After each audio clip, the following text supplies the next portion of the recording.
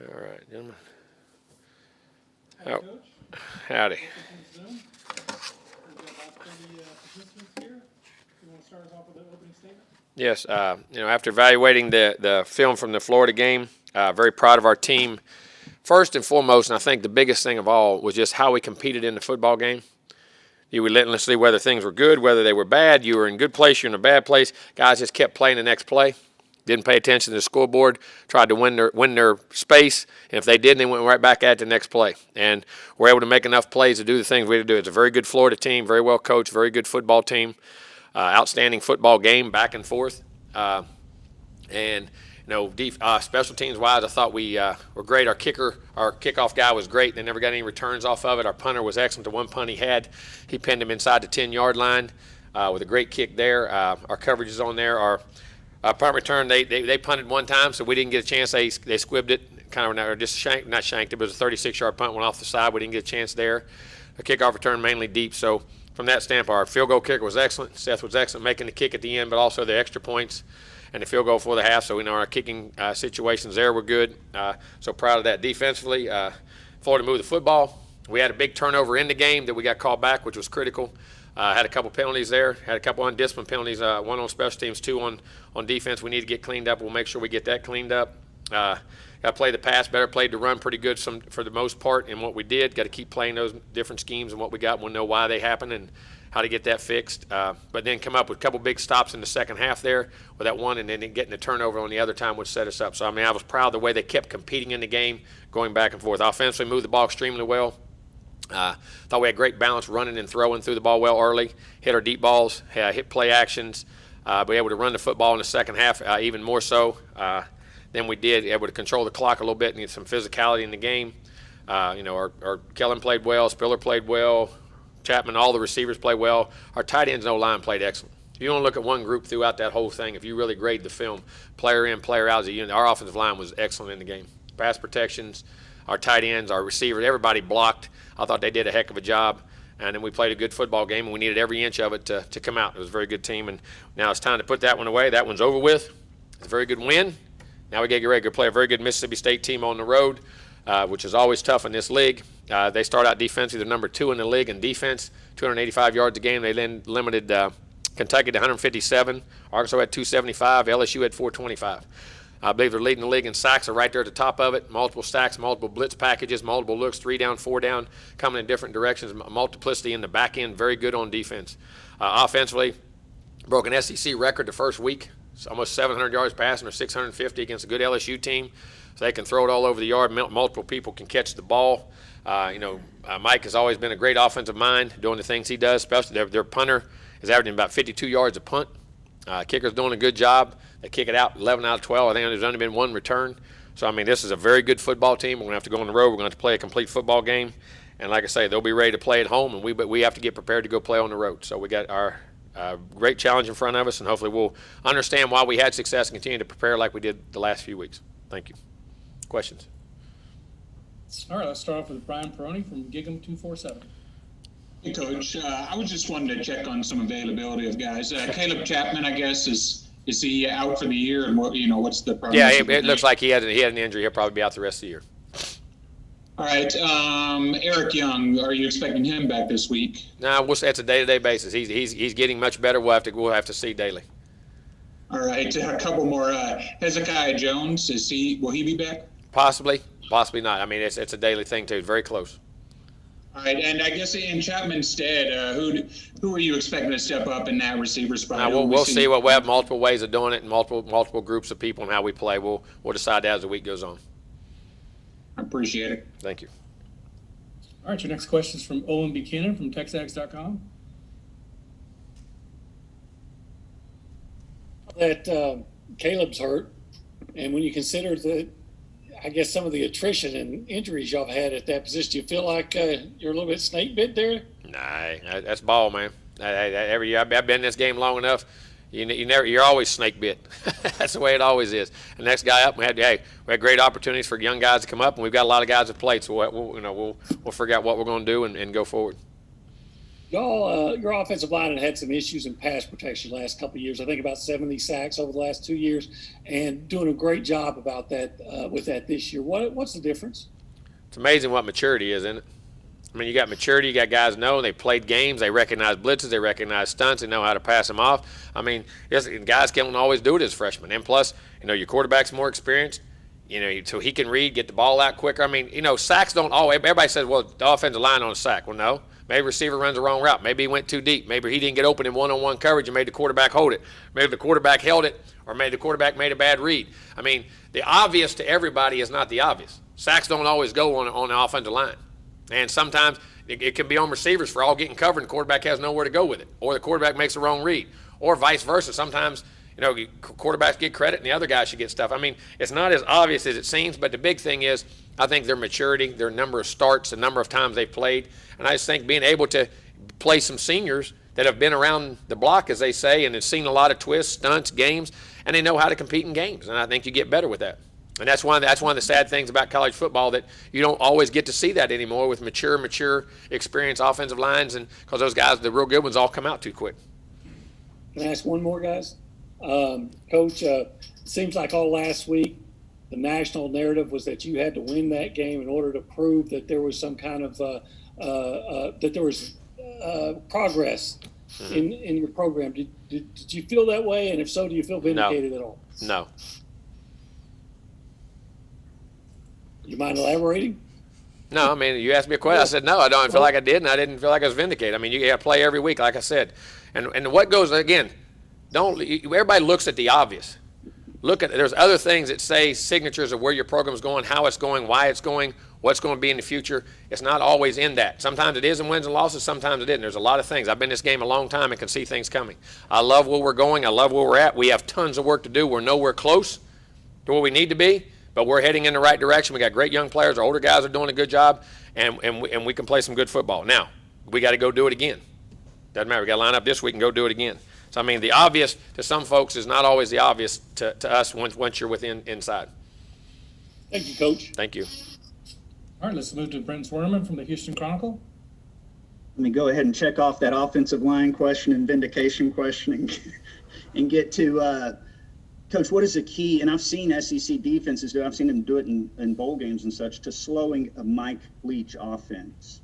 I mean, you have to be talented. You have to be diverse. You have to, can you pressure the quarterback? Can you cover? Can you play man-to-man? Can you play? I mean, it's diversity. I mean, Mike has always thrown the football around. He's done a great job, and he's very sneaky with how he plays in the running game. He'll lull you asleep in those quick screens in the running game he'll have, and he can do it. I mean, so you're going to have to play disciplined, hard, tough football. We're going to have to tackle in space very well. We have to, not miss tackles and give yards after catch. You're going to have to, contain guys, keep leverage on the football, and because they'll throw it. You look at their receivers, there's usually 8-9 guys a game that catch balls. And I was looking at the last stat in the Kentucky game. The great tailback, Hill, had 15 catches. He had 15 catches as a running back. So, I mean, the ball goes all over distribution. So everybody's going to have to do your job. You can't be weak in any points, and it's going to be a tremendous challenge for our defense.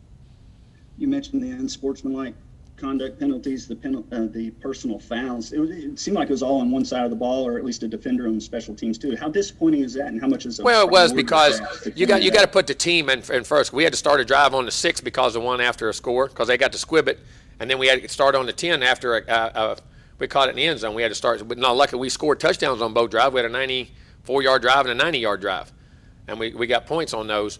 But at the same time, you can't do that. I mean, you can't do that because those possessions are so vital for the outcome of the game. And like I say, you got to put your ego beside. Whatever you feel, whatever you say, the team always got to come first. It can't be about me. And guys get caught up in the heat of the moment, and we'll discuss that. We'll fix it, and we'll move on. They don't do it on purpose, but at the same time, it's not acceptable, and it won't happen. They can't let it happen. And we'll address those issues.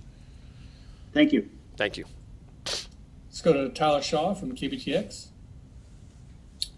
Coach, I know weekly awards may not mean much on the surface, but when you look at Kellen Mond, the performance he had, breaking the all-time passing yards record and also getting recognized for Offensive Player of the Week, which it's been almost 2 years since the Aggies won that.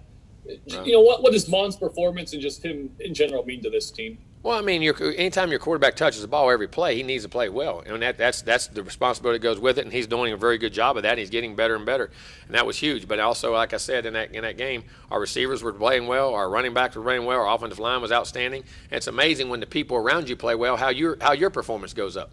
I mean, you keep saying, I keep saying that football is such a team game. One can't live without the other. It just doesn't work that way. And but I'm very proud of him, happy for him. And like I say, we've got a lot of ball left. We got 30% of the year done. That's it. So we got a lot of work to get done. Let's go to Chip Howard from Sports Talk. Jimbo, how do you explain all of the points and all of the offensive yards in this league since the season started? I don't try. Just play the game like we do. Try to get better on offense. Try to get better on defense and do what we got to do. Yeah, I mean, then all of a sudden, then next year maybe nobody can score a point. I mean, I don't know. I mean, yeah, I ain't got time to worry. I got enough problems trying to worry about who we're placing, who we're moving in, who's banged up, who's not banged up, and switching guys around. But, it's a product of today's game. That's the kind of game we want today, it seems like, and that's kind of the way it's going right now. So you don't think it's a situation where the offenses have passed up the defenses necessarily? Well, whenever that happens, I always know this. The other side usually fixes it and passes you back up. I mean, that goes back, doesn't it go back and forth over time? Maybe it has. I don't know. I mean, people say, well, they haven't practiced, you haven't tackled in space. Well, generally, when you don't play for a long period of time, defenses are usually ahead of the offense because of the timing and rhythm and the things in which you got to play with. But now, in today's time, the way kids throw and catch the ball in the summers, maybe that helps. I don't know. I mean, it goes back and forth. But the old adage was defenses were usually ready before the offenses. Maybe the offenses are ahead. Now it's very tough. I mean, you're getting tremendous amounts of skilled people on the field on offense as much as you ever have in space. I mean, and that's what's happening to the game, and it makes you harder to get on the ground. And, your quarterbacks are becoming more mobile for the most part, but at some time, you don't have to be mobile to be successful. I mean, guys stand in the pocket, and the one we played this weekend, Kyle Trask, could run good, but, man, he stood in that pocket and threw balls and, had great people around him making decisions. But there's just a tremendous amount of good, skilled people on the field right now, and they're always hard to get down one-on-one in the field. Thank you. Thank you. Let's go to Travis Brown from the Brian Eagle. Hey, Coach. Just wondering, I know in the last couple of games, a lot of fair catches with on the kickoffs from your kickoff returners. What's kind of the philosophy with your kick returns right now? What are you teaching them? Because people guys kick it higher than they've ever kicked it. Their guys are faster running down. And if you average 25 yards a kickoff return, you'll be in the top 10 in the country. If you look at the stats, if you're 25 yards a kickoff return, you'll be in the top 10 in the country. And if you look at guys returning them out, not very many kicks are coming outside of 25 if they're kicked back to the end zone and back to that level. And there's games in which we feel if we'll have an advantage, we will. We won't always do that. But at the same time, if there's a thing there, an advantage there or something we see, we'll do it. But, that puts you back there. But we'll pick and choose when our moments are, and we're not always going to do that. But at the same time, it can be very good based off their units, what we're doing, the game plan going into the game. And you also reduce penalties. And you also have a chance to reduce penalties if you look at that things on kickoff returns too. I mean, there's a lot of things that go into it. Not saying you have a penalty, but there's a lot of different things. Game by game, we'll make each decision. Appreciate it, Coach. Mm-hmm. All right, let's move to Robert Cessna from the Brian Eagle. Hey, Jimbo, you've only had one road game during these COVID times, but I wonder, was the atmosphere more conducive for the road team to have success? And what did your younger players take from that trip to Alabama? I mean, if it was a normal road trip, as far as that goes, of course, I'm going to play Alabama, you're playing a very good team. And anytime you play in the road in this league, you play a very good team. So it'll be very similar every road game you have. So, but it wasn't that much different. As far as we usually travel on Thursday night, we went on Fridays from that regard. But I don't know, that'd be an interesting question from them. But, you're going to have to play on the road to win in this league. So we need to do a little better than we did last week. Or 2 weeks ago, excuse me. And a follow-up to the offensive line, if I could, have you at all changed the blocking schemes or trying to cut down on Mon holding the ball? No. You talked about the maturity, but is there anything else, schematics? We're running, no. Okay, thanks. All right, let's go to Gabe Bach from TexAgs.com. Hey, Jimbo, down there late with about a minute left in that 3rd and 8, you put it in the air and you trusted Chase Lane. What have you seen from Chase Lane, and what does that say about your confidence in him? And were you fully expecting the production going into this year that he's given you so far? You know, I had really high hopes of him last year when bowl practice came and things like that. I could see him really starting to develop, and some of our young players really starting. Chap was coming into that group, all those guys. I was really high on all those guys and felt very confident. There's a lot. Cam Brown, Jalen Preston. All those guys. You see production coming in and out, and of course Anais going back and forth, the different matchups you had. You see them coming, and yes, I did feel great confidence in him. Felt he could have a tremendous year, and you just wait till you don't ever know how they're going to react in the game, and then see how it is. But they've done an excellent job, and they're getting better and better each week. We still got a lot of room to improve, but you can see they have a chance to be really good players. Let's go to Mike Lucas from KAGS. Hey, Coach. How concerning is some of the secondary issues you guys have had? 9 passing touchdowns about the last 2 games with an air raid offense. Well, it is, and a good thing. The bad thing about it is we played 2 really good teams in Florida and Alabama. You're playing guys who probably throw it as well as anybody around, and we're going to face another one this week. So, good thing we ought to have a lot of prep, a lot of have experience. So hopefully, guys can see the mistakes, correct the mistakes, because they've won against really good people the last few weeks. And what we're doing 3 weeks, all the games we played. So hopefully we'll continue to improve, and that's what you got to do. You got to look at why they're happening, try to put them in better position to be successful. You'll know them better as players what they can and can't do, and hopefully by the matchups in which we have this week, we can create some better things to do better. It's going to be a challenge. Let's go to Mark Passwaters at Rivals. Coach, after the game, you were pretty clearly irritated with the officiating. After having a chance to see the film, have you first talked to Birmingham, and second, what are your thoughts about things? Listen, coaches and guys always disagree on things. There's calls they make, they do a good job. Some we don't agree on. That's just the way it is. And I just think there's critical plays, critical moments that we'll wait and get the results back. Now I have it, and we go with it every week and move on. And that's the way it is in the game. People have different opinions on how things are done, and if they got a job to do, we got a job to do. All right, thanks. Mm-hmm. Justin Woodard at KAGS. Coach, I know your O-line, you're praising them, but interested to see your thoughts and hear your thoughts on Isaiah Spiller. He's first right now in the SEC in yards after contact, and he's household first in forced missed tackles. What's he doing so well, Coach, that once the line blocks it the right way, he's making that one guy in the hole miss? Well, he's running through guys. He's big, he's physical, he's strong, he's playing really good football, and he's getting better and better. And if you watch the film, and as good as he's playing, he still has a lot of room to improve. And I don't mean that as a disrespect to him. That's an encouraging thing, that you're getting production like you're getting or blocking, and he still has a lot of things he can continue to grow in little details of how he runs and the way he does things. And he's very open to that in coaching. That's the great thing. He's got even more upside than is there, and he'll continue to work hard, but he's doing a really, really good job. And then just to follow up just in general, Coach, when you run the ball as well as you did on Saturday, what does that do for you offensively as the play caller? Well, it gives you diversity. It gives you options. It creates matchup issues on defense, and it allows them to, different packages you have. People can't always work on things even when they're preparing for you. They always know they got to spend time on the run, they got to spend time on this. I think the more diverse you can be and the more successful in all those areas, it gives you an advantage. All right, let's move to Zach Taylor, and then we'll go to Sheehan. Yeah, Jimbo, Dan Mullen specifically mentioned the crowd on Saturday as being a big factor. Has it been a bigger factor? Do you feel like it's been a bigger factor this year than maybe you had anticipated? No, we were, 22% capacity. I can't wait till we get the other 78. I promise you that. I can't wait for the other 78 to get there, because when they get there, then it is. That's why I say it's the best environment in college football, and we have the passionate fans and the passionate people and the 12th man. Our fans are loyal. They love each other. They love A&M, and they're here to root hard, and however many's there, they'll make up for the others. But that's what happened, and I was very proud of our fans here at the game. Well, and I also have a question with you going on the road as a livestock owner, your thoughts on cowbells. Depends on where you're using them at. On the farm, they're good. No, they're good. They're unique to A&M. To Mississippi State, and that's good. Everybody has their thing that I think that's one of the traditions and things that makes it great. That's great for Mississippi State. Thanks. Thank you. All right, let's move to Sheehan from Dave Campbell's Texas Football, and then Chuck Carlton. Hey, Coach, jumping off of the Isaiah Spiller questions a little bit. Obviously he's only a true sophomore and was able to contribute as a true freshman. Why do you think he was able to grow that much and be able to contribute right away in the SEC? And what do you think he's kind of improved on the most heading from year 1 to year 2? Well, I think he came in, he was mature, and one of the reasons he did so well as a freshman, he had to.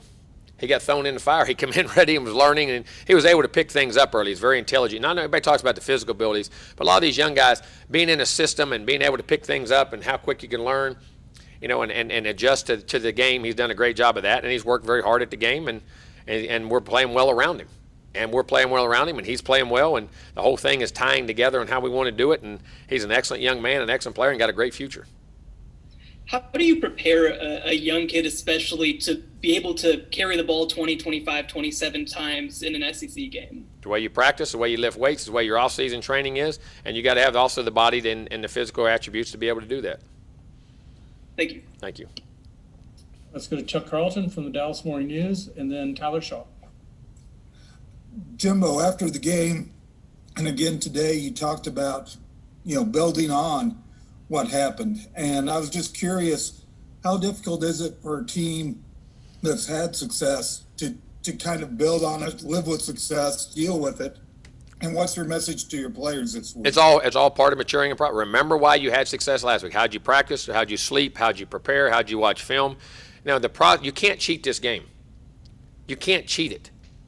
Physical ability is not winning this game. It gives you an opportunity to be successful. It's how you prepare, how you think, how you practice, your attention to detail, and you're trusting the process and the preparation of how you do things. We call it the power of preparation.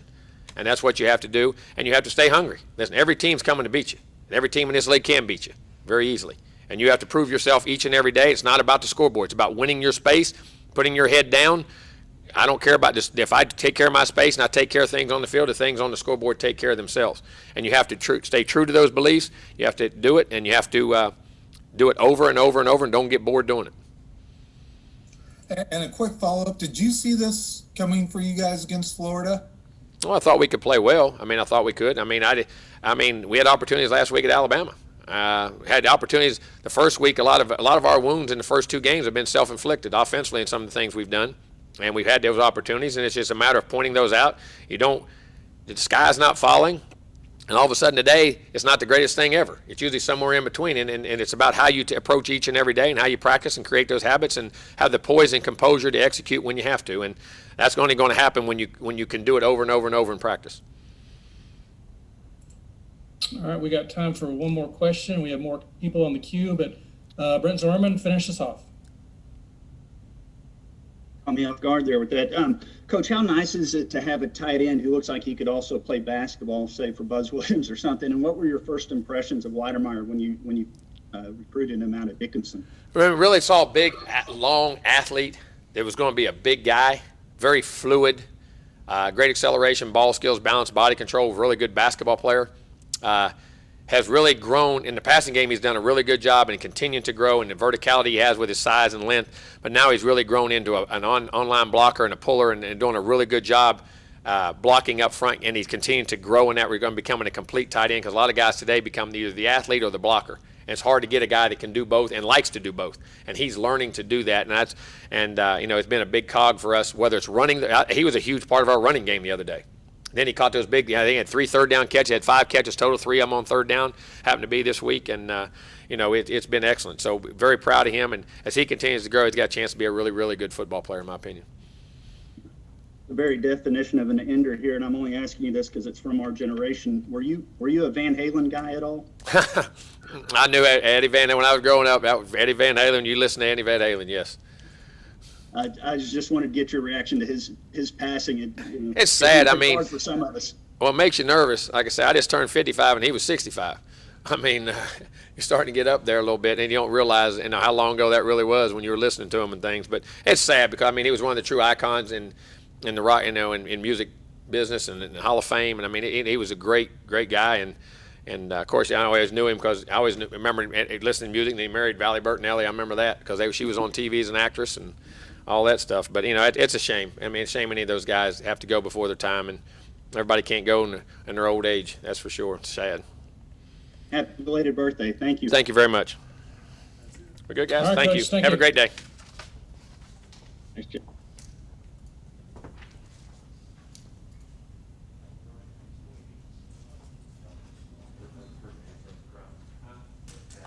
My apologies for losing a couple questions, but we're up against a break.